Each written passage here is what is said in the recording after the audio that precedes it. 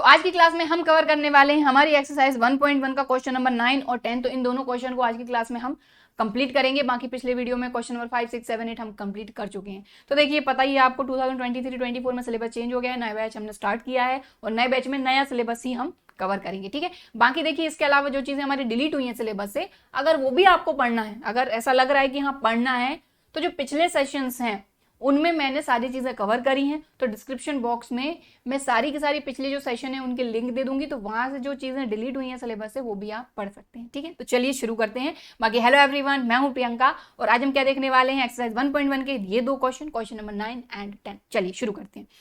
सबसे पहले हमने क्वेश्चन नंबर 9 लिया है। क्वेश्चन नंबर 9 में बोला क्या जा रहा है, show that the each of the relation are in the set A given by first. अच्छा देखो, यहां पर दो रिलेशन है, एक ये फर्स्ट और ये सेकंड, यानी कि दो पार्ट में इस क्वेश्चन को करना है। Is an equivalence relation, find the set of all elements related to one in each case. अच्छा ठीक है, तो देखो सिंपल सी बात है, ये सेट है आपका। तो कभी भी सेट बिल्डर फॉर्म में आपको कोई भी रिलेशन या फिर कोई भी सेट दिया जाए ना, तो घबराने की जरूरत नहीं है। क्लास 11th में तो खैर आपने पढ़ा ही है कि किस तरीके से चेंज करना है। ठीक है, तो यहां पर आप देखें जेड मतलब क्या होता है, इंटीजर्स। तो इंटीजर्स की बात करें तो इंटीजर्स यहां पर हमको बोला जा रहा है 0 से लेकर 12 तक। और देखो यहाँ पर इक्वल लगा हुआ है, मतलब 0 भी इंक्लूडेड 12 भी इंक्लूडेड, तो बात ही खत्म हो गई। तो x क्या है आपका, इंटीजर, कहां से, 0 से लेकर 12 तक, यानी 0, 1, 2, 3, 4 एंड सो ऑन 12 तक के नंबर आपके सेट ए में है। बात खत्म हो गई। अब ये रिलेशन दिया हुआ है पहला वाला, हमको शो करना है कि ये रिलेशन इक्विवेलेंस रिलेशन है, और ये दूसरा वाला रिलेशन दिया है, इसको भी हमको शो करना है ये इक्विवेलेंस रिलेशन है। ठीक है, तो क्वेश्चन इतना समझ में आ गया। अब आखिर में ये जो लाइन दी है इसका मतलब भी समझ लो। तो देखो सबसे पहले हमारा काम क्या है, क्वेश्चन को समझना कि भाई पूछा क्या जा रहा है, बोला क्या जा रहा है, दिया क्या है हमको, राइट।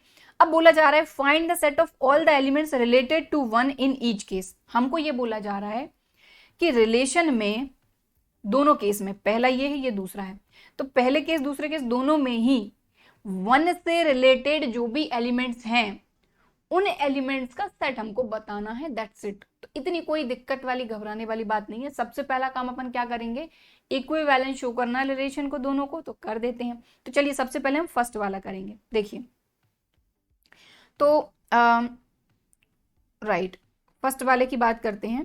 तो रिलेशन क्या है आपका, ए कॉमा बी, यानी ऑर्डर्ड पेयर इस तरीके से हैं कि मॉडुलस ए माइनस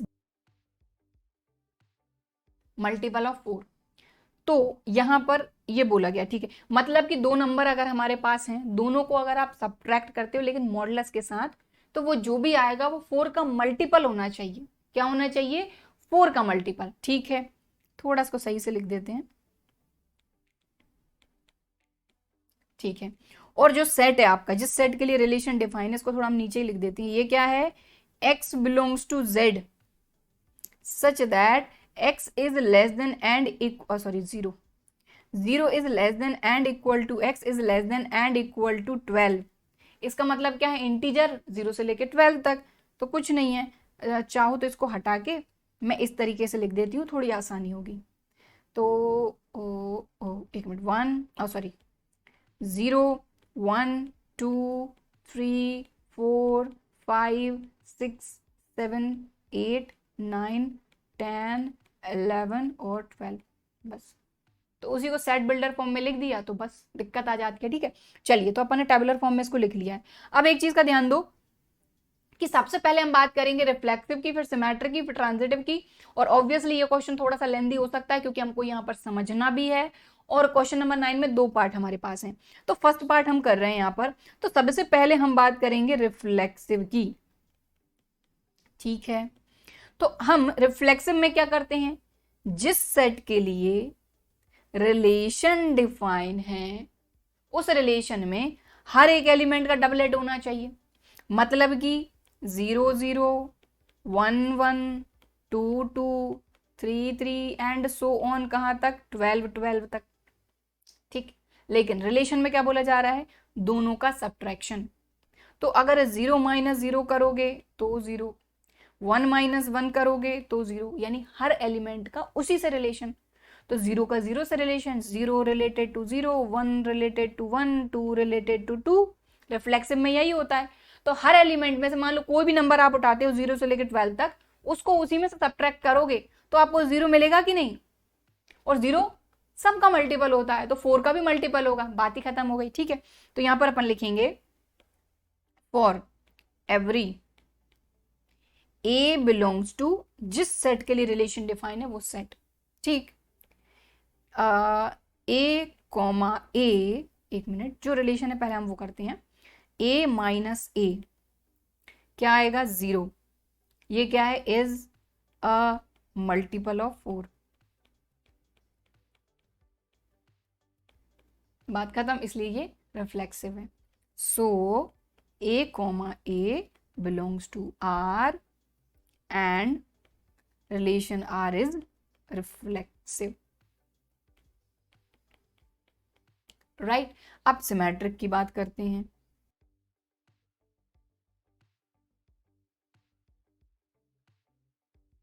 तो सिमेट्रिक में क्या होगा कि अगर दो कोई एलिमेंट है जिनको सब्ट्रैक्ट करने पे हमको 4 का मल्टीपल मिल रहा है, तो उनका ऑर्डर चेंज अगर हम कर दें तब भी क्या 4 का मल्टीपल मिलेगा, मिलना ही है भाई। अगर आप ये नंबर उठाओ, इनमें से कोई 2 नंबर उठा लो आप, जिनको सब्ट्रैक्ट करने पे हमको 4 मिल रहा हो, 4 का मल्टीपल मिल रहा हो या फिर कुछ भी। ठीक है, तो जैसे मान लो मैंने 4 उठाया और 4 में से अगर मैं 12 को माइनस करूं तो मेरे को क्या मिलेगा, आई मीन सॉरी 12 में से 4 माइनस करूं या 4 में से 12 माइनस करूं, चल तो हमको क्या मिलेगा 8, क्योंकि मॉडुलस लगाया तो -30 जाना है, तो 4 और 12 को मैंने उठाया। ठीक है, क्योंकि हम वही नंबर ऑब्वियसली माइनस करेंगे जो 4 के मल्टीपल मिले जिससे हमको। ठीक है, तो देखो जैसे मैंने उठाया 4 और 12, अभी थोड़ा समझ रहे हैं, ये दोनों ही सेट ए के अंदर हैं, तो सेट ए के अंदर भी होना जरूरी है, तो दोनों नंबर सेट ए के अंदर हैं। अगर 4 - 12 आप करते हो मॉडुलस के अंदर तो 8 मिल रहा है। अगर आप इसका उल्टा कर देते हो, यानी इसकी सिमेट्री करते हो, यानी 12 - 4 करते हो, तब भी तो आपको 80 मिल रहा है, और ये 4 का मल्टीपल है कि नहीं, ये भी 4 का मल्टीपल है, तो बात ही खत्म हो गई। ठीक है, इस तरीके से काम करना है। तो यहां पर अपन लिखेंगे कि for all a comma b belongs to, वो सेट जिससे रिलेशन डिफाइन है, a minus b is a multiple of 4। इसका क्या मतलब हुआ कि a comma b belongs to R, और अगर आप इनका ऑर्डर भी चेंज कर दो क्योंकि मॉडुलस लगा है, तब भी ये 4 का ही मल्टीपल रहना है, तो b minus A is a multiple of 4। और एग्जाम्पल तो मैंने आपको बता ही दिया, तो चाहो तो आप उस एग्जाम्पल से भी यहाँ पर बता सकते हो मल्टीपल ऑफ 4। तो b comma A belongs to R, तो ए भी अगर रिलेशन में है और इसकी सिमेट्री बी ए भी रिलेशन में है, तो रिलेशन क्या हो जाएगा, सिमेट्रिक, बात ही खत्म हो गई। So relation R is symmetric. ठीक है, ट्रांजिटिव की बात करेंगे।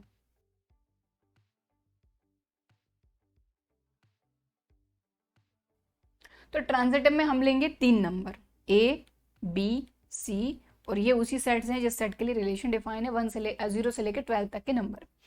अब इसमें क्या होता है, a comma b belongs to R, b comma C belongs to R. मतलब क्या है इसका, मॉडुलस के अंदर ए माइनस बी जो है ये क्या है, मल्टीपल ऑफ 4। ठीक, और b माइनस सी मतलब कि बी सी मतलब b minus C multiple of 4 है। अब एक बात बताइए आप, अगर हमारे पास 4 के 2 मल्टीपल हैं, 4 का मल्टीपल मान लो एक तो 4 ही ले लिया और 4 का मल्टीपल हमने एक 8 ले लिया, अगर आप इन दोनों को ऐड कर दो, ये भी 4 का मल्टीपल है, ये भी 4 का मल्टीपल है, और दो 4 के मल्टीपल को अगर आप ऐड करते हो तो आपको क्या मिल रहा है यहाँ पर 12, ये भी आपका 4 का ही मल्टीपल है। बात समझ गए, तो यहां पर सीधी सी बात यह है कि a माइनस बी 4 का मल्टीपल है, b माइनस सी 4 का मल्टीपल है, अगर इन दोनों को हम ऐड कर दें तो जो हमको मिलेगा वो भी तो 4 का ही मल्टीपल होगा, बस यही करेंगे। सो यहां लिख देंगे अपन कि since a minus B and b minus C are the multiple of 4, so adding a minus B plus B minus C equal to, ये भी रहेगा आपका मल्टीपल ऑफ 4। ठीक, तो ये माइनस बी से प्लस बी गया, बचा क्या आपके पास a माइनस सी, ये क्या रहेगा मल्टीपल ऑफ 4। तो जब a minus C multiple of 4 है मतलब a comma C belongs to R। समझ गए? तो देखो यहां पर वही है कि a भी रिलेशन में bc रिलेशन में है, तो ac भी होना चाहिए, और ac देखो ये आ गया, मतलब रिलेशन ट्रांजिटिव हो गया। ठीक है, तो देखिए अगर इसको भी अगर आपको नोट करना है या फिर स्क्रीनशॉट लेना है तो बिल्कुल ले सकते हो, बाकी नोट्स आपको मिलेंगे, टेंशन वाली कोई बात नहीं है। ठीक है, चलिए सो यहां पर लिख देंगे सो R इज ट्रांजिटिव। मतलब क्या हो गया कि रिलेशन इक्विवेलेंस रिलेशन हो गया, तो यहां लिख देंगे कि hence R is an equivalence relation. क्यों? क्योंकि ये रिफ्लेक्सिव भी है, सिमेट्रिक भी है, और ये ट्रांजिटिव भी है, इसलिए ये रिलेशन हो गया इक्विवेलेंस रिलेशन। ठीक है, तो देखो फर्स्ट वाला पार्ट हुआ है अभी हमारा कंप्लीट। अगर क्वेश्चन नंबर 9 को आप देखो तो इसका ये जो फर्स्ट वाला पार्ट है ये हमारा कंप्लीट हुआ है, इसको हमने शो करा है इक्विवेलेंस रिलेशन।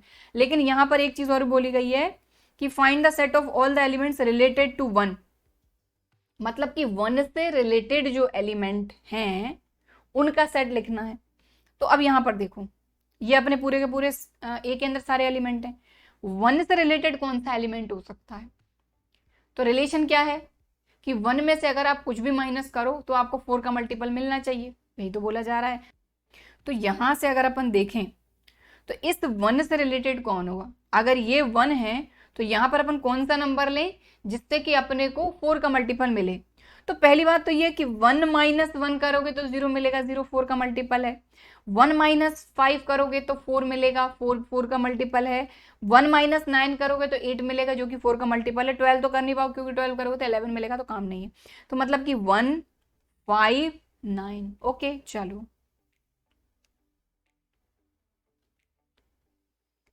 तो यहां लिखेंगे सेट ऑफ एलिमेंट्स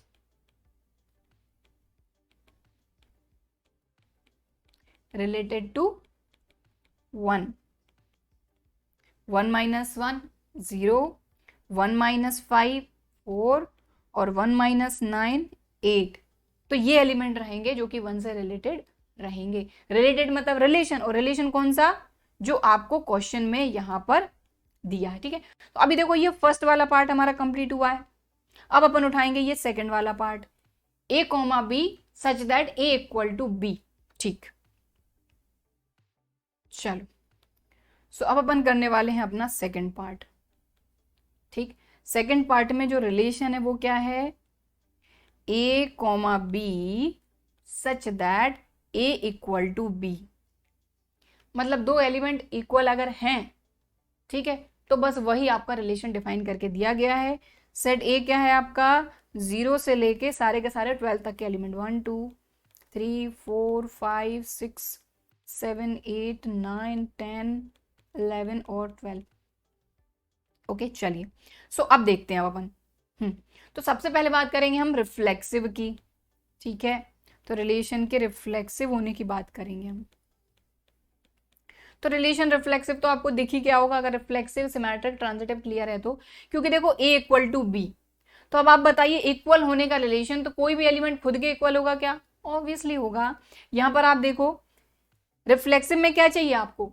सेट ए के लिए रिलेशन डिफाइन है, ए के सारे एलिमेंट का डबलेट रिलेशन में होना चाहिए। तो 0 इक्वल टू 0, 1 इक्वल टू 1 ऑब्वियसली है, 2 इक्वल टू 2, इसी तरीके से कहां तक? 12 इक्वल टू 12। तो सारे एलिमेंट का डबलेट रिलेशन में प्रेजेंट होगा, इसलिए रिलेशन रिफ्लेक्सिव होगा क्योंकि इक्वल है। ठीक है, तो यहां लिखेंगे for every A belongs to a equal to a. कोई भी एलिमेंट खुद ही के इक्वल तो हो गई, और वही तो रिलेशन में बोला गया कि इक्वल होना चाहिए, बस इक्वल है, इसीलिए a comma a belongs to R, so R is reflexive. अब बात करेंगे हम सिमेट्रिक की।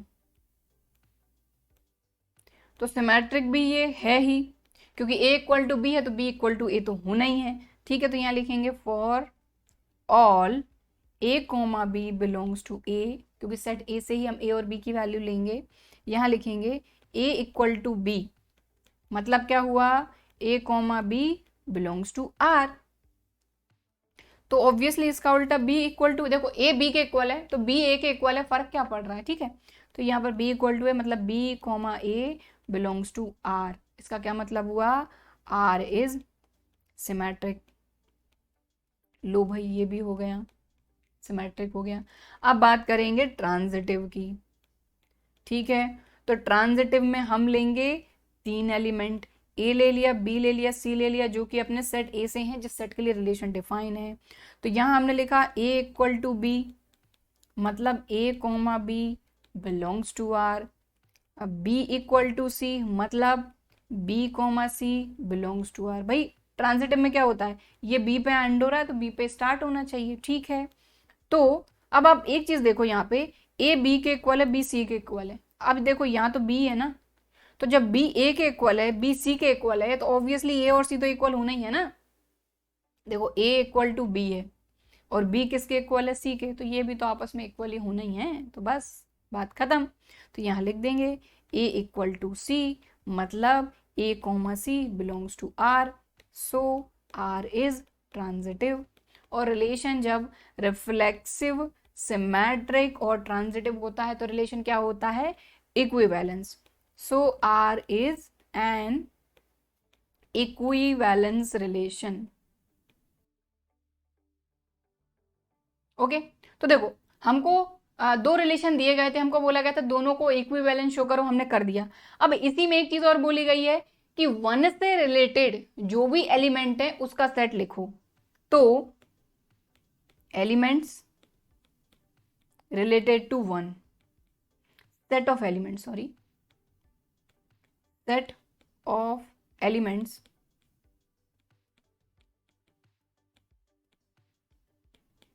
Related to one. ठीक है, तो अब यहां पर देखो जो रिलेशन है वो क्या है, इक्वल का। तो वन किसके इक्वल होगा, खुद वन के, बस बात खत्म। क्योंकि 1 2 के इक्वल नहीं हो सकता, 3 के नहीं हो सकता, 4 के, मतलब 1 तो किसी के इक्वल हो नहीं सकता। 1 कोई भी एलिमेंट किसके इक्वल हो सकता है, खुद के।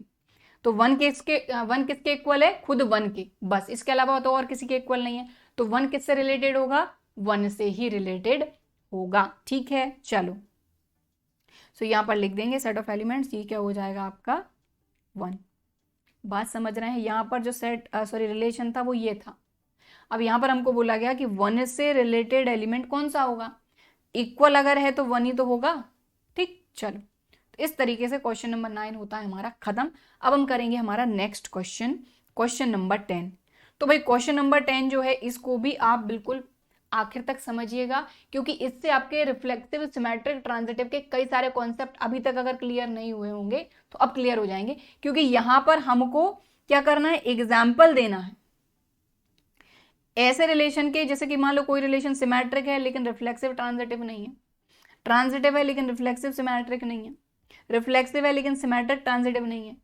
तो ये एग्जाम्पल हमको खुद से बनाने हैं, ठीक है। तो जरूरी नहीं है कि जो एग्जाम्पल मैं आपको बताऊं वही आप अपने मन से भी बना सकते हैं, बट सही बनाना चाहिए, टेक्निक सही होनी चाहिए, ठीक है। तो आंसर सबके अलग अलग हो सकते हैं यहाँ पर, राइट। चलिए तो शुरू करते हैं इसको। तो सबसे पहले हमको क्या बोला जा रहा है, give an example of relation which is first symmetric but neither reflexive nor transitive. तो पहला वाला अपन उठाते हैं। पहले वाले में क्या बोला गया है कि सिमेट्रिक होना चाहिए लेकिन रिफ्लेक्सिव नहीं होना चाहिए और ट्रांजिटिव नहीं होना चाहिए। देखो, रिफ्लेक्सिव नहीं चाहिए, ट्रांजिटिव नहीं चाहिए, ठीक है। तो पहले सबको मैं एक टेबल बना के लिख लेती हूँ, फिर आपको समझाती हूँ, ठीक। तो यहाँ पर देखिए मैंने इनको कुछ इस तरीके से लिख लिया है कि समझने में थोड़ी सी आसानी रहे। हमको पहला एग्जाम्पल देना है कि रिलेशन जो है ये सिमेट्रिक रहे बट रिफ्लेक्सिव और ट्रांजिटिव ना रहे। तो भाई ऐसा एग्जाम्पल हम कैसे देंगे, तो उसके लिए सबसे पहले तो देखो कि कोई भी रिलेशन अगर आपको एग्जाम्पल देना है, सबसे पहले वो किस सेट के लिए डिफाइन है वो बताओ। अगर कोई रिलेशन किसी भी सेट के लिए डिफाइन है तो वो सेट हमको देखना होगा। तो हमने यहाँ पर सपोज कर लेते हैं कि रिलेशन जो है ये एक सेट ए के लिए डिफाइन है। इसके अंदर हम 3 एलिमेंट ले लेते हैं, 1 2 एंड 3, ठीक है। और इन 3 एलिमेंट से ही आपके सारे एग्जाम्पल यहाँ पर बनेंगे। इसी जो सेट है इस पर आपका रिलेशन सारे के सारे डिफाइन है, ठीक है। तो चलिए अब हम स्टार्ट करते हैं कैसे एग्जाम्पल अपने को देना है। सबसे पहली चीज तो यहाँ पर अगर आप देखो तो पहला एग्जाम्पल देना है हमको रिलेशन का जो कि सिमेट्रिक हो, रिफ्लेक्सिव नहीं चाहिए और ट्रांजिटिव नहीं चाहिए। तो रिफ्लेक्सिव के लिए क्या जरूरी होता है, सबसे पहले ये देखो कि आपका जो भी रिलेशन है इसको हम R1 बोल देते हैं, ठीक है। तो जो भी रिलेशन है ये सेट ए के लिए डिफाइन है। तो सेट ए के सारे एलिमेंट का डबलेट चाहिए, 1 1 2 2 3 3। कहने का मतलब ये चीजें अगर नहीं रही तो रिलेशन रिफ्लेक्सिव नहीं होगा। मत डालो डबलेट, ठीक है, तो रिफ्लेक्सिव नहीं होगा। ट्रांजिटिव भी नहीं होना चाहिए, ठीक है। तो सबसे पहले सिमेट्रिक बनाते हैं। तो सिमेट्रिक बनाने के लिए कोई भी एक एलिमेंट ले लो, जैसे 1 2 ले लिया तो इसकी सिमेट्री डाल दो, दैट्स इट। समझ गए बात को। तो जैसे हमने यहाँ पर 1 2 लिख दिया और इसी की सिमेट्री 2 1 लिख दी। चाहो तो इसमें और भी आप ऐड कर सकते हो, जैसे कि आप यहाँ लिख सकते हो 2 3 3 2। समझ गया बात को। तो ऐसे भी कर सकते हो, चाहो तो सिर्फ 1 2 2 1 अकेला लिख के भी आप इसको छोड़ सकते हो। तो अगर आप इसको देखो ध्यान से तो ये सिमेट्रिक है, क्योंकि 1 2 की सिमेट्री 2 1 यहाँ प्रेजेंट है, तो सिमेट्रिक हो गया। अब रिफ्लेक्सिव नहीं है, क्योंकि 1 का 1 1 नहीं है, 2 का 2 2 नहीं है, 3 का 3 3 नहीं है, तो रिफ्लेक्सिव नहीं हुआ। ट्रांजिटिव की बात करें तो ये 2 पे एंड हो रहा है, ये 2 पे स्टार्ट हो रहा है। तो ए बी बी सी है, बट ए सी 1 1 है क्या, नहीं है। अगर हमको बोला जाता कि ये ट्रांजिटिव बनाओ तो यहां पर अगर आप 1 1 ऐड कर देते तो ये ट्रांजिटिव भी हो जाता। ऐसे काम करना है, समझ गया बात को। चलो, तो ये R1 हो गया। अब हम दूसरे वाले की बात करेंगे R2 की। तो ध्यान से समझो आप। अब ये क्या है, ट्रांजिटिव है, रिफ्लेक्सिव भी नहीं है और सिमेट्रिक भी नहीं है। रिफ्लेक्सिव भी नहीं है और सिमेट्रिक भी नहीं है। हमने यहां पर लिख दिया सिर्फ 1 2। क्या लिख दिया, सिर्फ 1 2। तो अब आप एक चीज देखो कि यहां पर 1 का 1 1 नहीं है, 2 का 2 2 नहीं है, 3 का 3 3 नहीं है, तो ये रिफ्लेक्सिव तो है ही नहीं। सिमेट्रिक की अगर बात करो तो 1 2 अकेला है, इसका 2 1 अगर रहता तो सिमेट्रिक होता, तो 2 1 हमने नहीं लिखा तो सिमेट्रिक भी नहीं है। अब आप बोलोगे मैडम ट्रांजिटिव के लिए तो 3 चीजें चाहिए होती है ना। नहीं भाई, मैंने आपको ट्रांजिटिव में समझाया था, क्या समझाया था कि 1 2 है, 2 1 है, तो 1 1 होना जरूरी है, दूसरा है तो तीसरा होना जरूरी है। बट अगर अकेला 1 2 है, मतलब 2 पे एंड हो रहा है और 2 से स्टार्ट होने वाला दूसरा ऑर्डर्ड पेयर है ही नहीं, तो तीसरे की जरूरत ही नहीं है, बात ही खत्म हो गई। तो बस इतना ही लिख के आप आगे बढ़ सकते हो, ये ट्रांजिटिव अपने आप हो जाएगा। समझ गए। चलो, तो ट्रांजिटिव है, ये रिफ्लेक्सिव भी नहीं है, सिमेट्रिक भी नहीं है। चलो, अब तीसरे की बात करेंगे। ये रिफ्लेक्सिव भी है, सिमेट्रिक भी है, बट ट्रांजिटिव नहीं है। तो ये तो बड़ा ही आसान है, कुछ नहीं है। देखो ये R3। तो रिफ्लेक्सिव के लिए क्या करेंगे, 1 का 1 1, 2 का 2 2, 3 का 3 3। तो यहां पर हमने क्या किया, 1 1 2 2 3 3। तो ये रिफ्लेक्सिव हो गया, ये सिमेट्रिक भी हो गया, लेकिन साथ में ये ट्रांजिटिव भी हो गया। अब ट्रांजिटिव को हटाया कैसे जाए, तो हम क्या करते हैं, ध्यान दो। सबसे पहले हम ये 1 2 लेते हैं। हमने ले लिया 1 2, ठीक है। तो 1 2 लिया, तो ये जो है 1 पे एंड हो रहा है, 1 पे स्टार्ट हो रहा है, और सॉरी ये 1 पे एंड हो रहा है, 1 पे स्टार्ट हो रहा है, तो 1 2 तो ये ऑलरेडी है, मतलब फिर भी ट्रांजिटिव है। तो हम क्या करते हैं यहाँ पर, अब 1 2 की सिमेट्री भी हमको लेनी पड़ेगी। ध्यान दो, 2 1, क्योंकि यहाँ पर बोला गया ये सिमेट्रिक है। तो अब आप देखो ये रिफ्लेक्सिव है, यहां तक सिमेट्रिक था, यहां तक भी सिमेट्रिक हो गया, लेकिन अभी भी ये ट्रांजिटिव है। तो हम क्या करते हैं, एक और चीज हम यहाँ पर ऐड कर देते हैं, 1 3। तो हमने ऐड किया यहाँ पर 1 3 ऐड किया, तो इसकी सिमेट्री 3 1 भी ऐड करनी पड़ेगी, क्योंकि ये सिमेट्रिक है। तो अब आप एक चीज देखो कि ये 1 पे एंड है, ये 1 पे स्टार्ट है। ट्रांजिटिव के लिए देख रहे हैं, ट्रांजिटिव नहीं चाहिए है ना। तो ये 1 पे एंड है, ये 1 पे स्टार्ट है, 2 3। अब आप देख लो यहाँ पे कहीं पर भी आपको 2 3 दिखाई दे रहा है, नहीं दिखाई दे रहा है, मतलब ये ट्रांजिटिव नहीं है। लेकिन देखो रिफ्लेक्सिव भी है और सिमेट्रिक भी है। रिफ्लेक्सिव तो इन 3 चीजों से हो गया, इन तीनों में सिमेट्रिक भी की भी कंडीशन सेटिस्फाई हो रही है। यहाँ पर देखो 1 2 की सिमेट्री 2 1, 1 3 की सिमेट्री 3 1। तो ये थर्ड वाला आपका हो गया क्लियर। आई होप समझ गया बात को। एक बार समझा दूं, देखो सबसे पहले हमको रिफ्लेक्सिव चाहिए था तो हमने 1 1 2 2 3 3 कर दिया, लेकिन यहां तक अगर छोड़ते तो ये रिफ्लेक्सिव भी है, सिमेट्रिक भी है, लेकिन ट्रांजिटिव भी है। अब ट्रांजिटिव नहीं चाहिए, क्या करें? तो हमने क्या किया, 1 2 लिया, ठीक है। लेकिन अब इसकी सिमेट्री 2 1 भी लेनी पड़ेगी क्योंकि ये सिमेट्रिक है, तो हमने लिया 1 2 2 1। लेकिन ऐसा काम नहीं बना हमारा। हमने देखा कि ये 2 पे एंड हो रहा है, 2 पे स्टार्ट हो रहा है, ये 1 1 तो यहाँ प्रेजेंट है, ट्रांजिटिव तो वैसे ही हो रहा है, ठीक है। तो हमने क्या किया, यहाँ पर ये 1 पे एंड हो रहा था तो ये 1 पे स्टार्ट हो रहा था, तो 2 3 हमारे पास नहीं था, तो ट्रांजिटिव नहीं। लेकिन 1 3 की सिमेट्री हमको देनी पड़ेगी क्योंकि ये सिमेट्रिक है, इसलिए 3 1 और एक्स्ट्रा हमको ऐड करना पड़ा। तो ये जो है ये रिफ्लेक्सिव है, सिमेट्रिक है, लेकिन ट्रांजिटिव नहीं है इनके कारण। समझ गए बात को? चलो सो ये वाला आपका R3 हो गया। थोड़ा सा इसको शिफ्ट कर लेते हैं R4 R5 के लिए।